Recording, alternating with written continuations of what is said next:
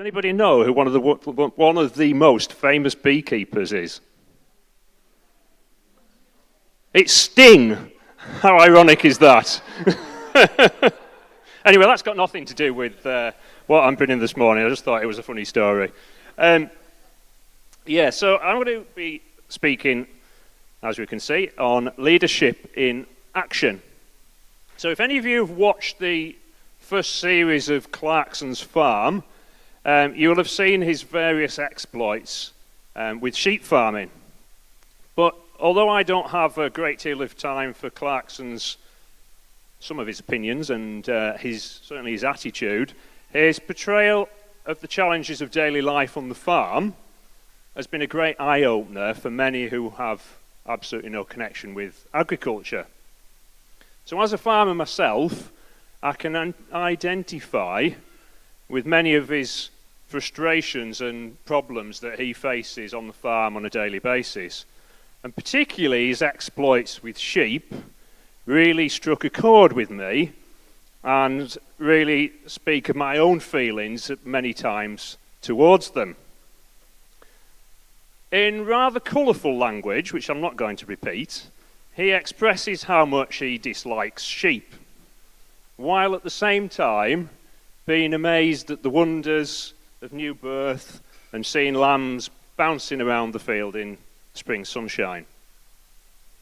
So he does articulate it in more colourful language than I would ever choose to use, but he articulates my feelings, particularly at the moment, towards sheep.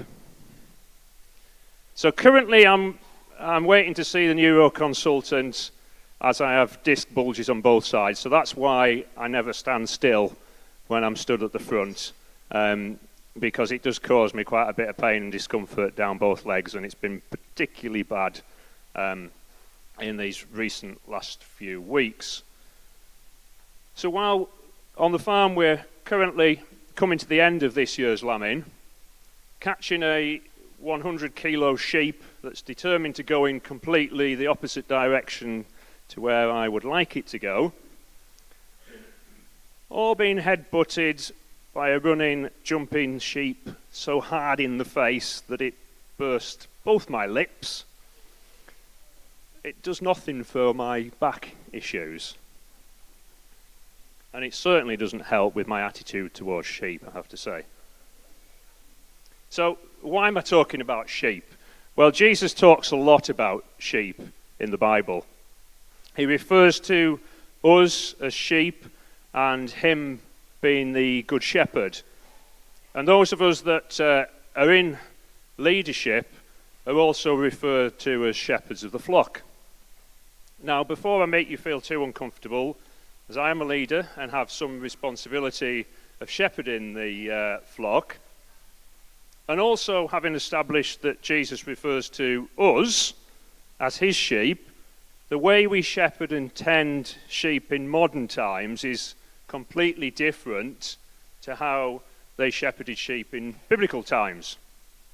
So as leaders, we should follow the biblical example of shepherding, not the modern example of shepherding. And we must be careful to understand those differences and not try and put our modern way of doing things over biblical text and interpret that text then completely out of the context that it's originally set in. So just to be clear, as a leader, I do not dislike shepherding this flock or dislike this flock. I love this flock, okay? I love you guys. Thank you. So I hope to make clear distinction between our modern understanding of shepherding and the biblical meaning. So this morning I want to read from Acts 18. There we go. Sorry, I did think about putting it on 2 slides. I hope you can all read it. So Paul stayed on in Corinth for some time.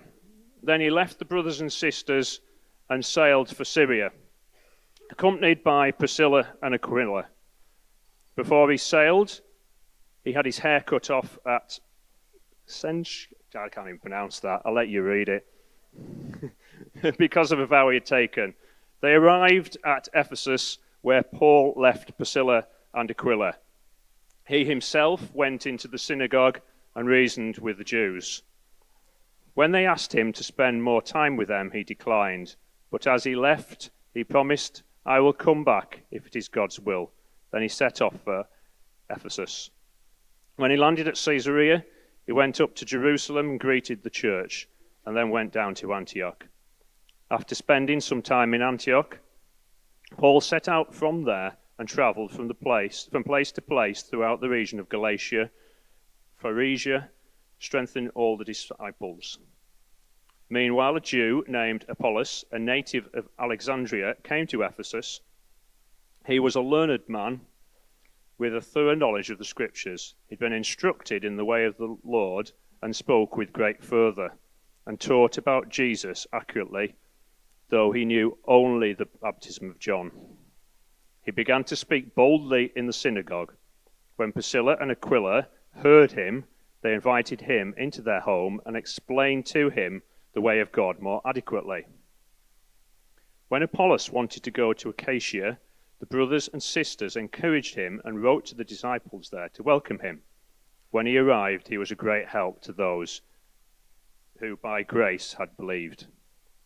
For he vigorously refuted Jewish opponents in public debate, proving from the Scriptures that Jesus was the Messiah. So in this passage, we continue to read about Paul, but also we have Priscilla, Aquila, and Apollos. These four were putting leadership into action or shepherding the flock. So these verses bring to an end Paul's secondary missionary journey, which had lasted about 4 years from AD 53 to 57. So having left his hometown in Antioch, Paul travelled to Ephesus, where he spent probably about half of his time in that journey. He also spent time in Galatia, Phrygia, and some time in both Macedonia and Greece. So we've spent quite a bit of time looking at Paul in our series on Acts. So I'm not going to actually speak too much about Paul today.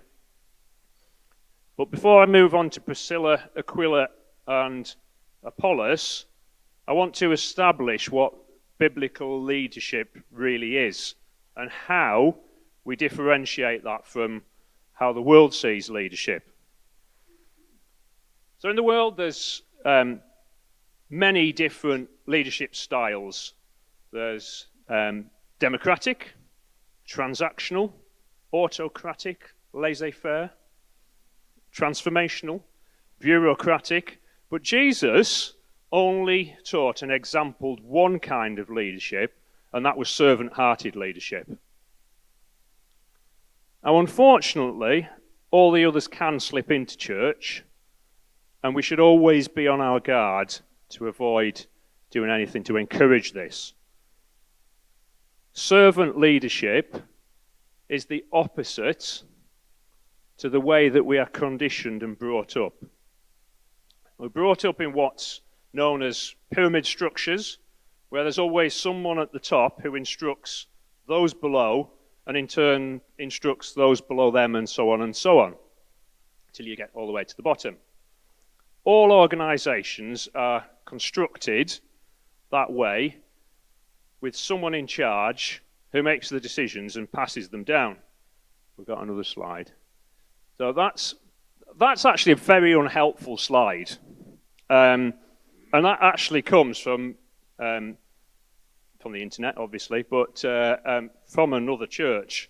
And although it's helpful in the in organizational structure, it's not helpful in the way we see leadership. Yes, God is at the top, but all those others, it suggests that the apostles, the people that are in charge, they then tell the elders, who then, so it's like a boss instructing down. Servant leadership, we're all we're all under God. We're all equal under God. And let me go on to servant leadership. It's just not like that at all. So if you go to a church anywhere and that's their leadership structure, I wouldn't suggest that's helpful. Can we have the next slide and get away from that? Oh yeah, sorry. Philippians 2 verses 1 to 8 read, "Therefore, if we have any encouragement from being united in Christ, if any comfort from his love, if any common sharing in the Spirit, if any tenderness and compassion, then make my joy complete by being like-minded, having the same love, being one in spirit and of one mind. Do nothing out of selfish ambition or vain conceit. Rather, in humility, value others above yourselves, not looking to your own interest, but each of you to the interests of others. In our relationships with one another, have the same mindset as Christ Jesus, who, being in very nature God, did not consider equality with God something to be used to his own advantage. Rather, he made himself nothing by taking the very nature of a servant, being made in human likeness, and being found in appearance as a man. He humbled himself to becoming obedient to death, even death on a cross." Now, in all these other styles of leadership, unless we are the person at the top, then all we end up doing is striving to reach that position where we can best serve ourselves and please ourselves.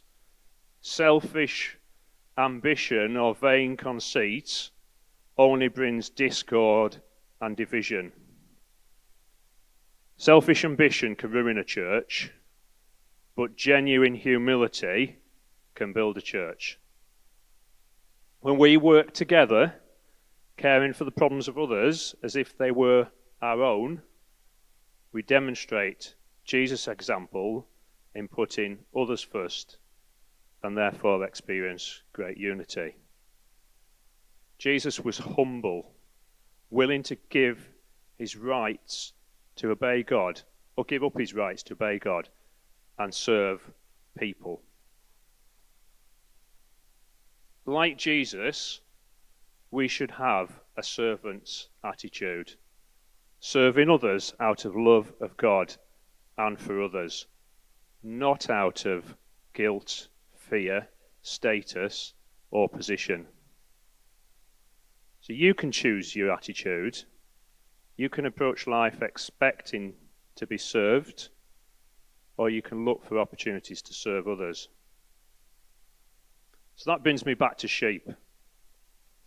A modern day shepherd has a very different relationship to his sheep than the shepherd from biblical times.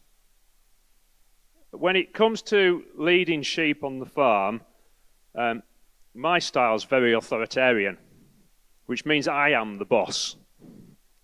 And I expect my sheep to do what they're told, when they're told, even though they don't usually take any notice. So there's no democracy on my sheep farm. My will is the only one that counts. And I won't hesitate to use fear as a motivator if I need to. I'll drive around the field, pipping the horn of my UTV, making noises to chase them along. I'll send out my sheepdog to keep them moving. And she may just give them a nip on the ankles if need be. Sometimes I might resort to transactional leadership. So whereby I go out with a bucket of sheep feed, or cake as we call it. Now sheep love pelleted feed, and sometimes in their enthusiasm, they'll knock you over in their eagerness to get what they want. So you need to be careful using this kind of transactional leadership, because you might get flattened in the process.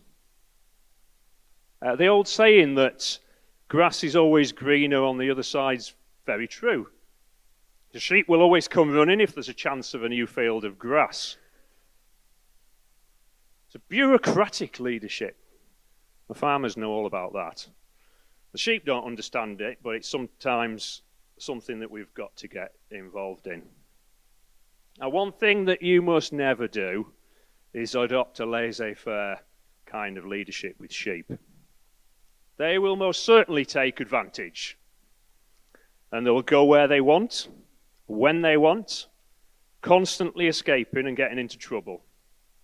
And the shepherd's life will end up being run by the sheep and not the other way around. So sheep must never be allowed to do that. The shepherd must do all he can to imprint his will upon the sheep, otherwise they will take over. So this modern way of shepherding is pretty far, probably as far removed as you could get really from the biblical description of shepherding. In biblical times, the shepherd had a very different approach to looking after his sheep.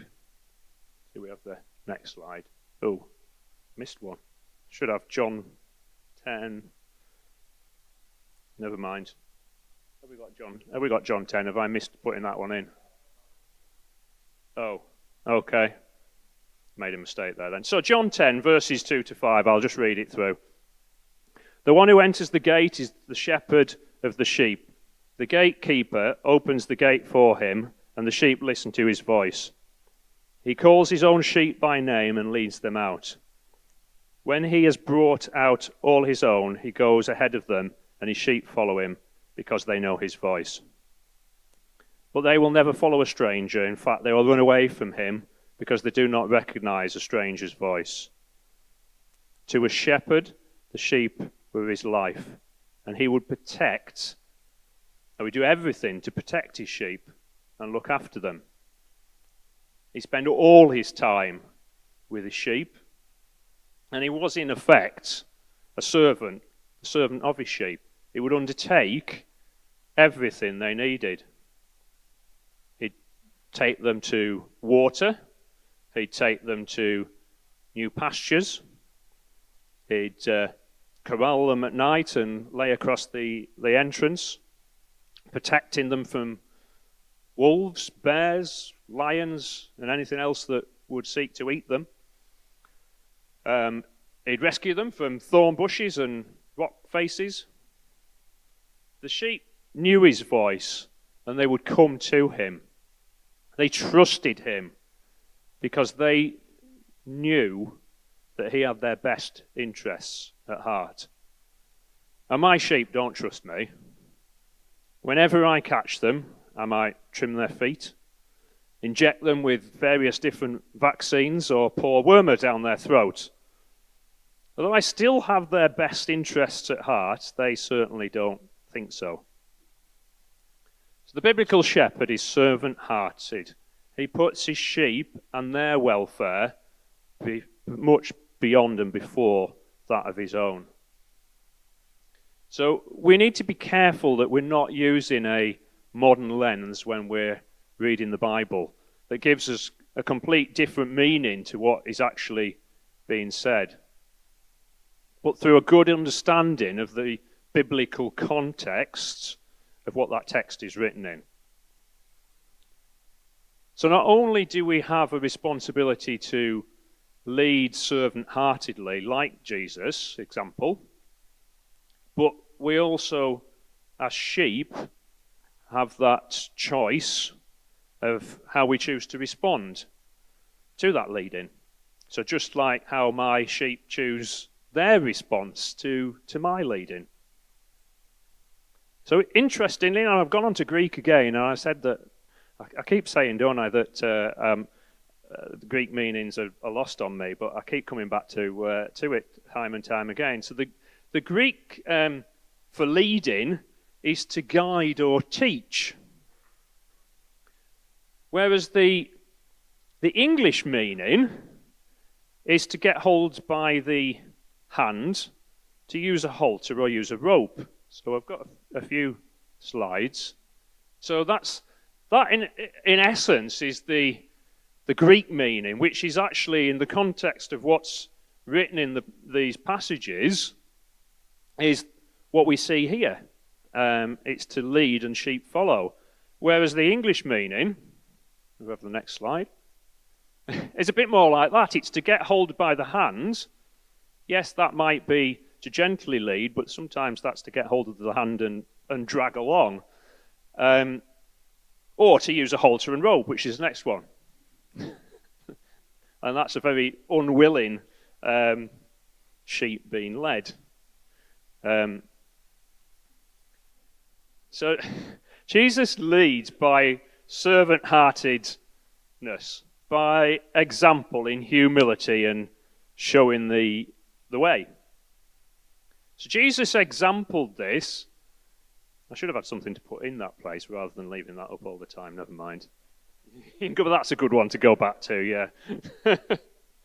Yeah, Jesus exampled this when by taking the place of a slave, he washed his disciples' sheep. In fact, he gave up everything, didn't he? All the way to the cross for us. So Jesus is the only example that we should be following. Servant-hearted leadership is not just for those that are in so-called leadership positions. Every single one of us sat here today is in a leadership position. So yes, that might not be in church or at work or in some other organisational context, but we all lead in our own lives. And we all do that in full view of everyone around us. So every time we're with one or more people, we're in a position to lead. So just let that sink in for a moment, as you might never actually have considered yourself as a leader. So how do we do that? The way of the world is to, very much like that English meaning of leading, it's to drag them our way. It's using fear to move them. It's attempting to entice them. It's drive them our way by someone else pushing them towards us, just like I do with my sheepdog. Or it's preventing them from going a different way. So all those I would actually use when I'm leading my sheep.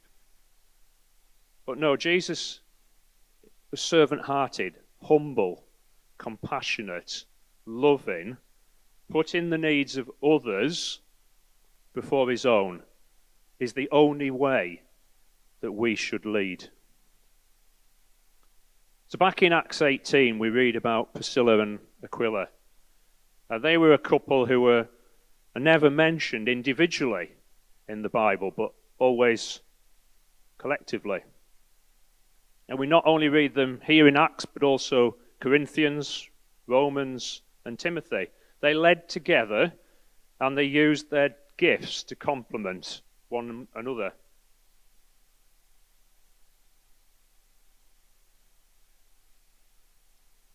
They made the most of each other's strengths, and they complemented each other. Together they greatly affected those that were around them.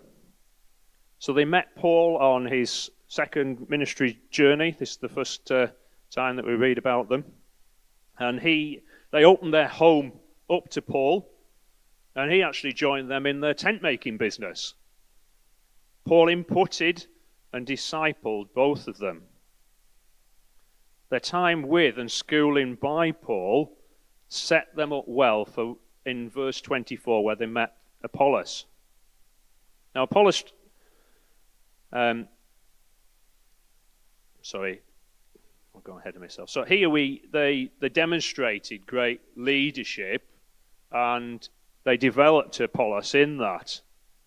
Now they could have been critical of his incomplete message and have told him everything that he was doing wrong, but no, instead they built on the good foundation of knowledge of Jesus and the baptism of John, and they taught him in the way of the Lord so that he was equipped and developed and then sent out from there. And Apollos was a great help to groups of believers in Achaia, then Corinth, Crete, and possibly Ephesus after that. But what really strikes me about Priscilla and Aquila is how open they were with their entire lives. They welcomed Paul into their home and their business, and there was no divide between church, home, and work. Every hour of their lives was used as a way of being discipled or discipling others and furthering the work of the gospel. They were a perfect demonstration of godly leadership in every area of their lives. So those of us who are married, I challenge you to explore the different gifts that God has given you and to see how they complement each other. Leading together can be far more effective than leading on our own. The home can be one of the most effective places of evangelism of anywhere. So in our marriage, I'm good at hospitality and food, but Jane's much better at me at building relationships and getting alongside other people, so we balance our giftings balance each other quite well. Now, I've sometimes heard it said that I'm not very good at drawing the lines between church, work, and family. Actually, I take that as an encouragement, not criticism. As in every context, wherever we are, whatever we're doing, we should be leading those around us in the direction of Jesus, ultimately. So in this passage, Priscilla and Aquila used work, home, and church all together to bless and develop those that are around them. So should we therefore be the same wherever we are and in whatever context that we're in. So you don't have to be married to have a greater impact on those around you. Introducing your Christian friends to those who don't know Jesus can be far more effective together than it can when we work on our own.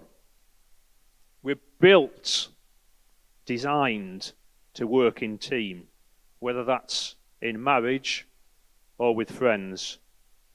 Our character is originally formed in the likeness of God. God 3 in 1. Leading together, therefore, was part of our creational design. And when that comes to church, that's absolutely no different. The Bible speaks of leaders, elders, and deacons, and speaks in the plural, not in the singular. So Acts 14, verse 23, Paul and Barnabas appoint elders, plural, in each of the churches that they were involved in. Philippians 1, verse 1, again, refers to overseers and deacons. So as a team of elders, Ed's not with us this morning, he's speaking up in Workington. We cover all the generations, don't we, David, between the three of us? And I think it brings great balance, not just our different generations, but our different gifts and abilities, as none of us are gifted in every area. And I have to say, if one of us was to be the sole elder, then I think the church would be quite unbalanced and likely suffer in some areas. So that's one of the reasons, along with accountability and others, that the Bible is clear on the plurality of leaders and elders. So the same goes throughout the church, whether that be in worship, kids' work, small groups, evangelism, pastoral care, tea, coffee, welcome, all the other teams that we have. Leadership is plural. That way, the church gets the best out of collective giftings, whilst balancing the areas that some of us are not as gifted in. So in the past, here at King's Church, we've run our eldership with a lead elder. Currently, we don't operate that way. The role of lead elder is not specifically a biblical role, but it can be useful particularly in larger eldership groups. But it's also can be helpful in an organisational role when that person takes a larger responsibility as they are paid to work for the church and have more time to give into their role. So currently, I think we operate quite well without that role, but that's not to say that we will always not have a lead elder. Let me just actually be clear that the lead, just reiterating what I've said back then on that pyramid structure, the lead is not someone that's in charge, not the boss. Okay? They're not the go-to person. And I hope we've already established that this morning. But they are someone that has the gifting to maintain direction. And that is really helpful. And that's actually the same throughout all the teams as we lead together. But it can also be useful to have a team leader, someone that coordinates and keeps the team focused on the direction that they're going. So what does an elder do? Well, first I'd want to say more correctly what an elder shouldn't do. He's everything, okay? It's easy to take on more and more things, but it shouldn't be like that. The church is a body with many parts and many leaders, all with different functions, responsibilities, and roles. So the primary function of an elder is 3 key areas, or the 3 Ds. It might help to remember. First D is doctrine, and that's keeping the church in line with biblical truth. So I'm going to be very brief on these. I've not got time to expand them. The second one is direction, and that is where we're going and how we get there. Vision, values, etc. The third one is discipline. So that's bringing loving correction and restoration to members of the church who wander from God's path. And gladly, that's not something that we have to do very often. So any areas outside these may well have eldership input, but should include other leaders and other people from within the church. Now, for instance, we have a team of regular preachers within the church who are not elders, and that's great to have a good selection. So, the likes of David and I don't have to be up here and Ed every week. It's wonderful, and we've got some wonderful preachers amongst our team. One area, though, we've recently highlighted is the role of anchor on a Sunday morning. And although that's never been the sole preserve of elders, it seems to have become so over the years. And we believe that it should not only be elders who lead on a Sunday meeting, but that ideally an elder should be there to bring direction if needed. So you may see from time to time, others are given the opportunity to lead on a Sunday morning that are from outside the eldership team. So what I want to leave you with this morning is a right view of leadership. So that's of a servant leader perfectly demonstrated by Jesus, the only true example. And remember that we all have the responsibility and calling to lead, be it in church, family, workplaces, social circles, and our lives. Our primary purpose is to lead people in the direction of Jesus, ultimately.